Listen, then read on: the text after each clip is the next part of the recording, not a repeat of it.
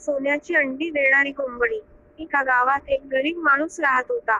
त्या माणसाकडे खाण्यासाठी घरामध्ये काहीच नाही, म्हणून तो एका शेतकऱ्याकडून पोट भरण्यासाठी गहू विकत घेतो. गहू विकत घेण्यासाठी त्याच्याकडे पुरेसे पैसे नसे.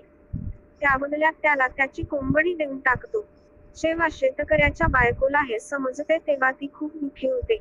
परंतु तिला दुसऱ्या दिवशी सकाळी शेतकऱ्याच्या बायकोला आश्चर्य वाटते, कारण रात्री कोंबडीने सोन्याचे अंडे दिलेले असते. ती जादूची कोंबडी होती. ती रोज एक सोन्याची अंडे देत असे. हे असेच काही आठवडे चालू होते आणि लवकरच शेतकरी गावातला सर्वात श्रीमंत माणूस बनला. शेतकऱ्याच्या बायको म्हणजे एक अत्यंत लोभी स्त्री होती. एक दिवस शेतकरी घरात नसताना तिला एक दृश्य कल्पना सुचली. ती एक मोठा चाकू घेऊन कोंबडीचे पोट कापायचे. सर्व अंडी बाहेर काढावीत अशी तिची कल्पना. परंतु ती सर्वात मोठी चूक ठरते.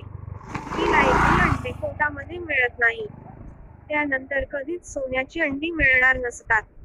तात्पर्य: अति तिथे माती.